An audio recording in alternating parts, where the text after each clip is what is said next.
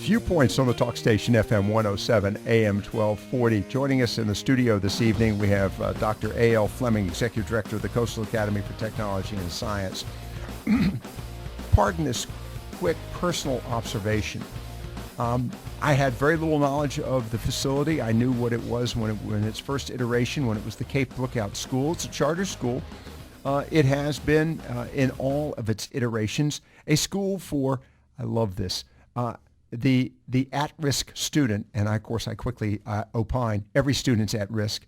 But this is a new facility and a new operation with a new board, and I deigned to conduct my 2-hour program there one Wednesday evening and was very impressed. I was impressed with the students I met. I was very impressed by the parents and grandparents and family members that were in attendance, and of course the staff and the board. Well, frankly, I set the staff and the board aside. Good staff, by the way, but really what you're looking for is the outcome. And the outcome is not scores, it's people. And this school is being challenged as we speak for possible denial of renewal. And, well, Dr. Fleming, thanks for being with us. I appreciate it. Let's go back real quickly. The reason it's being considered for non-renewal, why? It's being considered for non-renewal due to 5 years of data previous to this board and to this administration. Under a different name. Under a different name. Different total leadership structure. Right. Absolutely. There have been some compliance issues historically in the life of the school. And now the State Board of Education and Office of Charter Schools do not believe, or at least the Office of Charter Schools, should I say, and the Charter School Advisory Board do not believe the school should be allowed to be renewed because of what they see as documented noncompliance. Our board's position, however, is that we really just came into effect in January of 2013. We made critical changes as of July 2013, and we've only had 60 school days to effectuate change. But wait. Yes. You've gotten support for 2 school buses? Absolutely. You've gotten support to repair and maintain basically rented facilities? Yes, 2 new computer labs, high-speed internet. So you've got all this commitment from the community. Yes. And this recognizing the community knew what the previous school was like. Absolutely. They've seen and feel confident enough based on the current board and its charter, and I say charter and its mission. Yes. To make these contributions. Yes. But these are not the contributions they can repocket. I mean, the school buses are basically, they're bought and paid for. Exactly. Okay. I just want to make an observation that you've been able to get community support just within this short period of time. Absolutely. And I say since the beginning of the school season. Yes. School year. You came on in August? July 1st. July. All right. Today, I know that they were meeting. And who was meeting? The State Board of Education's Leadership and Innovation Committee. Okay. And what were they doing? Were they meeting today to make a determination? Or were they meeting today just to consider the facts with a determination to be made tomorrow? Right. They met in January to consider facts, and then they were additionally supposed to consider facts today and affirm a recommendation. Okay. And by the way, there was no opportunity, and as a matter of fact, it was basically, it was hardened. There was to be no additional information added, Correct. nor were you supposed to add a final, Correct. We were not able to comment. We were not able to respond to the presentation by the Charter School Advisory Board or the Office of Charter Schools. And you went there to watch as an observer? We did. Okay, you say we. We did. Several of our board members went. Our board chairman, Barbara Johnson, our board vice chairman, Mr. Vernon Small, and Dr. McClellan Green, Pat McClellan Green, who's our Marine Sciences board chair. By the way, last evening I was talking to, and I've forgotten her name, one of the other board. Miss Patty Joyner, I believe. Who is a former school teacher? Yes, and assistant principal and guidance counselor, our academic chair. Those 2 people, I'm setting you aside. Yes. All right. But those 2 people, because they aren't getting paid. Right. They're volunteers. As I pointed out in my conversation last evening, they can see when hot air is being created. Absolutely. I mean, they can see it from a mile away. Far away. Ms. Joyner spent 37 years in the public school system. I think that's important. I mean, it seems to me there is a definite accountability here. And of course, as we were talking about, Patricia McClellan Green, PhD, teaching college students, graduate and postgraduate degrees. All right. What happened today? Well, today, as they which is a little unusual, that they were preparing to act on the recommendation. That was supposed to be the purpose of today. And when the chairman of that committee, Ms. Becky Taylor, gave her presentation at the very beginning of the meeting, she began to get physically choked up. And she mentioned that I'm holding back tears at the moment because it's very difficult, and I'm paraphrasing for what she said, it's very difficult to ever decide to close a school.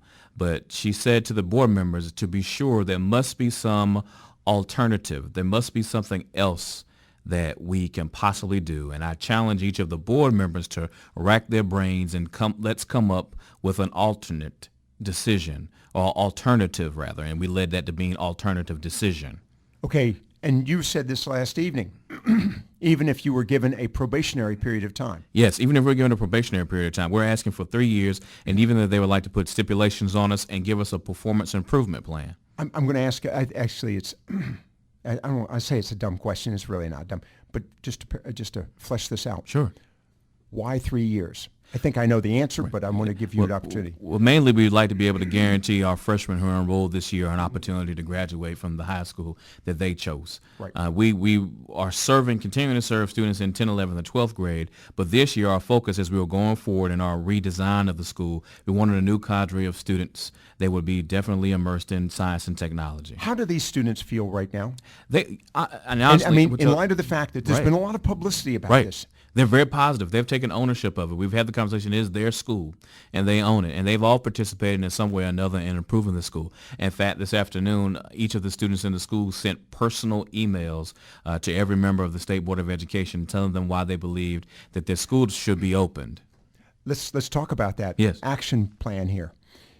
I went and looked on the website. Mm-hmm. You can identify the individuals associated with the State Board of Education. Yes. And while you cannot, in a formal meeting, make efforts to convince the board, yes, we, the citizens, absolutely can send emails. Yes, and let me say that since we've been able to be on your program and the Coastal Daybreak program with Ben Ball, they have received information from people in the community.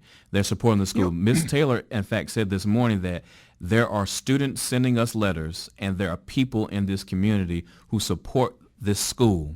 To be sure, there is an alternate decision that can be made. To that point, and we had a caller last evening, Dennis in Jacksonville, who commented. He said, well, in some regards, this is a good thing because it shows there is accountability. And then he went on to say, yet in public schools, they never shut them down. Now, it was pointed out by someone that I think it was, I want to say Halifax County, the state did step in. Was it Halifax County? It was Halifax County. And they stepped in and they took over the school. But the students had the benefit of being able to stay at that school, finish out their 2, 3, 4 year period of time, whatever was left in their education at that school, and there was some continuity. You don't have that luxury. No, we don't. Not under this circumstance. We don't. No, not at all. All right, and then added to this is you have really a situation here, and by the way, I don't know how many charters have had their charters non-renewal. I don't want to say revoked. To my knowledge, there have only ever been 2 charters that I can recall off the top of my head that have had their charter revoked, and the reason being was for financial reasons. They ran out of money. Exactly. The comment I have for this, and we'll go to a break here in a moment. Maybe you can stick around because we're going to be chatting with Dr. Yevonne Brannon from a continuation from last night's program. But it seems to me, Dr. Fleming, that this is more than a challenge on C.A.T.S, as it's called, the acronym. Yes. Coastal Academy for Technology and Science. Yes. This is really, this particular case, I know there's another case, and we won't get into that, Pace Academy, and I think Durham County or Carborough, Orange County. Orange County. Orange County, yes. Mind you. UNC Chapel Hill is located there. Yes. I just thought I'd mention that.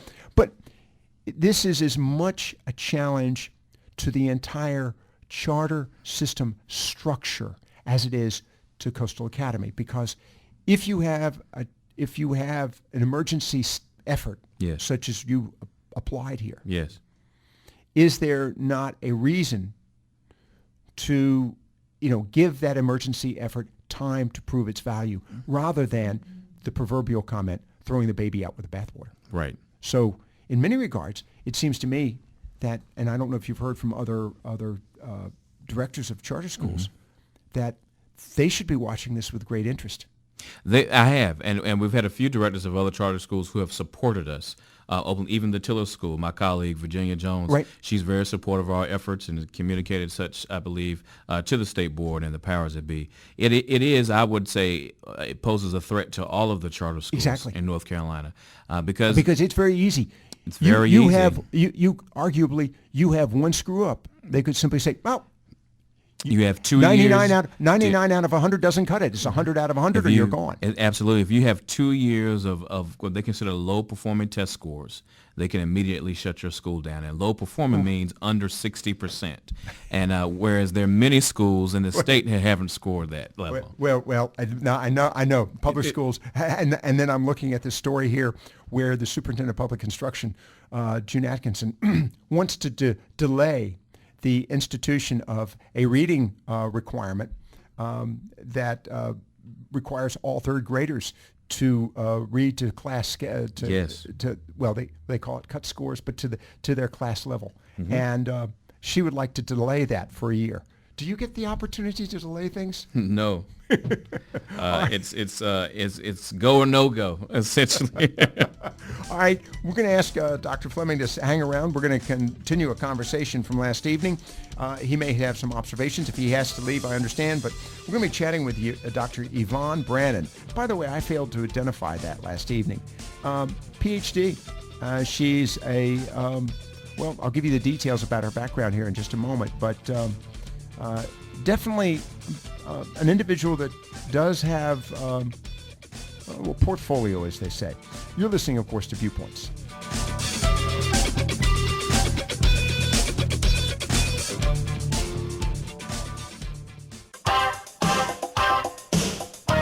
Viewpoints on the talk station FM 107 AM 1240. I do appreciate our guest, Dr. Fleming, for stopping in to talk to us and bringing us up to date on the status of the charter school, Coastal Academy for Technology and Science. Last evening, we were chatting with Dr. Yevonne Brannon. And to Dr. Brannon and Yvonne, I've used that term, to Yvonne's credit, I do need to at least identify who she is. She is the director of the North Carolina State Center for Urban Affairs and Community Services. So obviously she has, I said earlier, portfolio. She understands the whole issue of public education, also in relationship to community service, urban affairs and community services. And I think that is a big issue for any community. And so with that, it's a pleasure to have her rejoining us this evening. And with that, Dr. Brannon, thank you for taking the time to be with us again. It is my pleasure. Thanks for inviting me. All right. The organization, again, is Public Schools First NC. We were talking about this last evening. And, of course, the disagreement is, all right. The disagreement is over vouchers. And I have said from the get-go that I think that vouchers actually promote education because it does two things. It gives the parents the opportunity to participate. They actually have an opportunity to engage in the school system by identifying the schools where they're hoping their children can go. And it means that there's some sort of accountability. In a public school environment, and Dennis last evening was pointing out that basically the public school system is a monopoly. Your response to that? Okay, so you said a couple of different things, and let me try to tease these apart in different ways. Public education in America is the cornerstone of our democracy, and our founders, and even in North Carolina in our state constitution, public education has been seen as almost a right that we guarantee that every child, K through 12, has the right to a high-quality education. So if we want to call that a monopoly, that's kind of a cynical approach to looking at that. I think let's talk about the access to education. Agreed, is, I would say, is a right. But the structure of it is a different story altogether. So the structure of that is within our Constitution has always been that we would use public tax dollars for public education, and it would follow the rules of transparency, accountability, open your books, guarantee access to everyone. When you transfer public dollars into private schools, many of them parochial schools, but private schools, all those guarantees to the taxpayers and to the children are gone. But wait a second. Public schools. Let me interrupt again. You're focusing on certain components of education, but let's look at the subject of charter schools. And, so that's different. You said school vouchers at the beginning of your conversation. Yes, I was responding to school vouchers. School vouchers are taking public dollars and put them in the private schools, and they're not accountable and they're not transparent, and they have different rules. Now, charter schools are within the public schools umbrella, and they are public dollars using for public education, and they are approved by a committee and the State Department of Public Education and the school board. So that's different. That's still staying within the structure of public education. Okay, but if you have the ability for parents to simply say, okay, I am going to, as one of my guests has said in the past, I'm going to take the amount of money that is dedicated for the benefit of my child, and we'll pick a random number, and I know that the number has been used in some instances, $4,000, $6,000, $9,000. I'm going to take that $9,000 and direct that towards the education of my child in this capacity. And I might add, eventually, I would argue that some of this voucher money will be going towards the benefit of charter schools because they are... No, they won't. You don't think so? No, because charter schools are public schools. You're mixing up those two things. Okay, all right. Okay? I am predicting... So here's the problem with vouchers in terms of what you're saying with your concept, okay?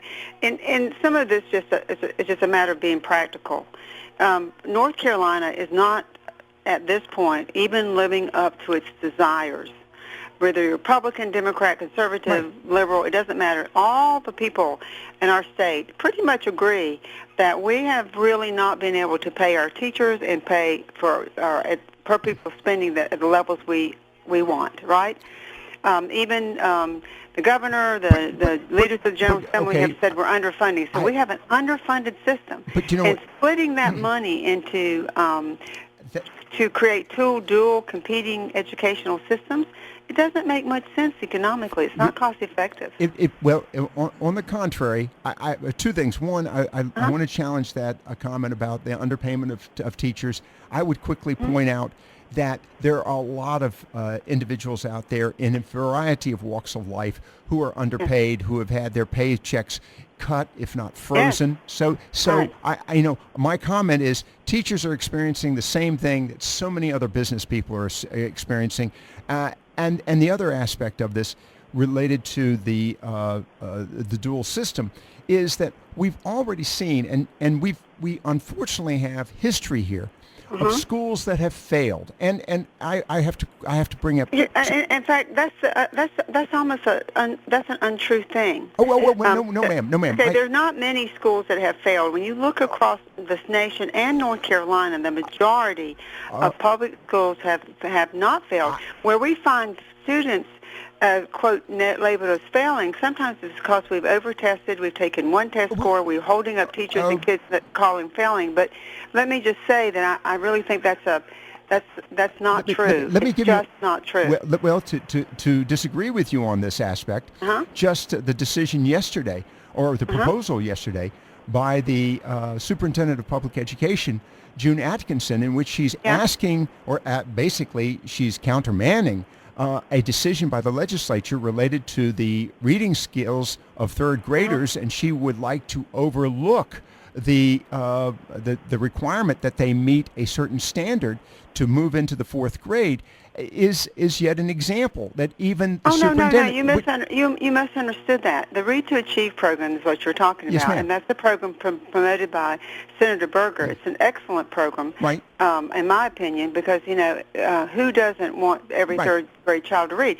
But the problem has come into is implementing the program, and some of the standards for this year 1 have been a little tough, and the teachers and parents are concerned that there's just too much too quickly. So what she has asked is for this year, for it to be implemented as a pilot and then go next year. So she's just talking about how to implement it. She's not saying to do away with it. Okay, but again, this is... one has to wonder, why have we gotten to that stage where we can't even meet the standards that really should have been established all along? And I by the way, I just want to comment... Because look, okay, when you look where their schools are having troubles and where kids are struggling academically, let's be honest. What are you looking at? You're looking at poverty. You're looking at when you look at a school that has chronically been underperforming, you're looking at poverty. And school choice and vouchers, these are not going to solve racial injustice and social inequality. It's not going to solve fixing poverty. And in fact, if we really want to care about failing schools, let's work on poverty. Okay, but herein lies this is where we strongly disagree. I strongly disagree with you on this one. And by the way, I want to thank you. I don't believe you do. I believe you know in your heart that poor children have a hard time coming to school. Yes, ma'am. And performing. Yes, ma'am. Okay. And I can, but I'm saying to you that many parents are feeling. They are feeling overwhelmed. I'm going to bring up Absolutely. Let me give you a personal example of that. I have family in Charlotte. Right. My grandchildren are attending an excellent public school. My daughter, the daughter of my wife, my daughter is a former teacher. They are now having to think about relocating in Charlotte because they're not comfortable with where these middle schoolers are going to be going to high school. And guess why? You know why that's true? Why? Because our society, our cities, our towns, our superintendents, the people like me and you, we've allowed over the last few decades, we've allowed our schools to slowly resegregate and become segregated by income and become very poor. And so when you have schools that have a high number of poverty children, you have struggles with discipline, struggles with academics, and then just what you said, the upper middle class white families all flee and run away and leave the inner city schools poor. And then we wonder why they fail. Okay, because what we know is that it's very, very hard to have a majority of your students in a school dealing with poverty. We created our own self-fulfilling prophecy. You've got families who themselves now feel powerless, and I'm talking. Look, there are families that are bootstrapping themselves up, but they are denied the opportunity to help their children. They're forced in a situation where they can't afford to travel. I don't know what you're talking about. But, I beg to politely say to you, you just sound like you're just reading sound bites. No. What do you mean? What do you mean that families are frustrated? Tell me what that means. Okay, all right. Dr. Fleming is listening in, and I apologize. I was going to talk to him afterwards about a totally different subject, but Dr. Fleming, real quickly. Sure. Jump in.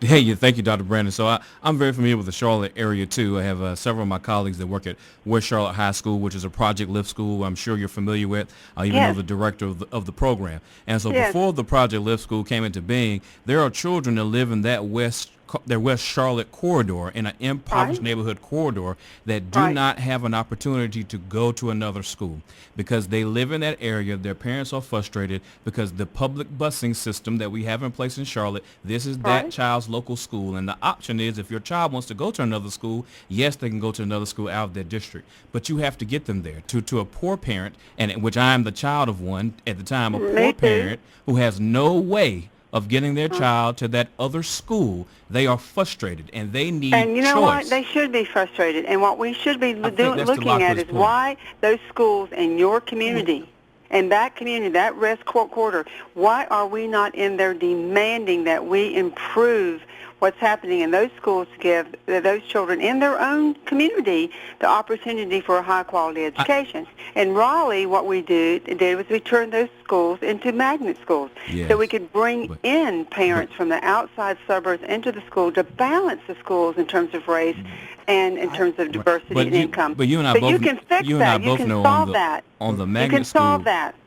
Go ahead. With a magnet school, it is very much like a charter school. There's a wait list. Yes. And it's randomized lottery.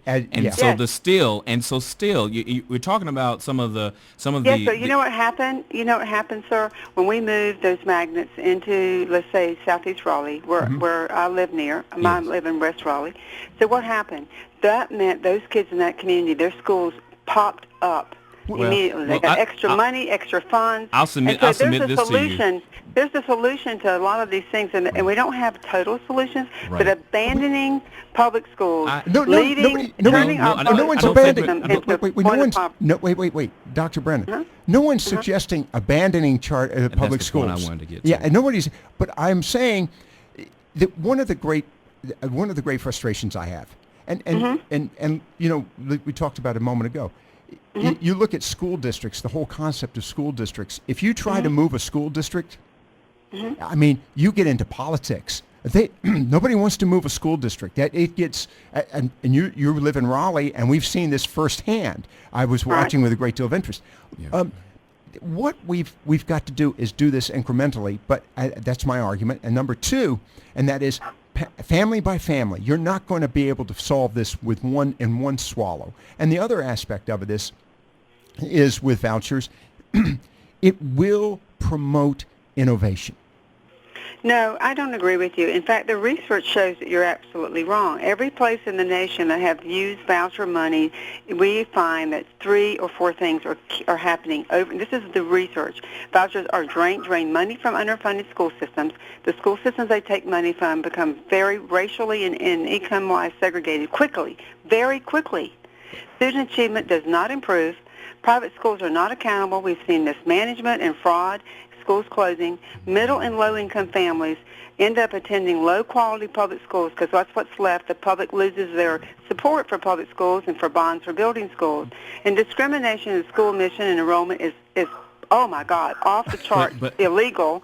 And then what you have is the voucher program absolutely violates in North Carolina our Constitution. So yes, with innovation, creativity is already happening within our public school systems, and we need more. Charter schools are bringing in a tremendous amount of innovation and creativity. We just started a new charter here in Raleigh that's going to serve autistic high school students. Okay, a very underserved service. Okay, but that can all happen. If you start draining money off to the voucher program, what ends up happening, it serves the middle and upper income, it serves the wealthy, it serves folks who can afford private education. Dr. Brannon, let me ask you this. So from what I hear very concisely, it's fair to say you are in favor of charter schools and the innovation that they bring. Yes. Okay. When a charter school is teacher-led and it has a robust curriculum and it has a fair admission policy, it has certified teachers. Now you know there's some charters that aren't doing well. I want to counter with that part. I'm glad you stipulated to that. And so now a voucher-based school with the Opportunity Scholarship here in North Carolina, with children who are at 131% of poverty. That's who those scholarships are designed for. Yeah. That's what they're designed for. If the same level of innovation is being conducted in that private school, what's the difference in choice? And I will submit to you, many people say in the traditional public school that, we're losing money every time it goes to the charter. And I retort back to them, you're not losing money. If the child leaves the school, why should you keep the money? You don't need the space for that child. You don't need the additional staff for that child, so you don't need the money. The money follows the child. And so if the private school provides the same level of innovation, why change? It's not, because two things you just said are false.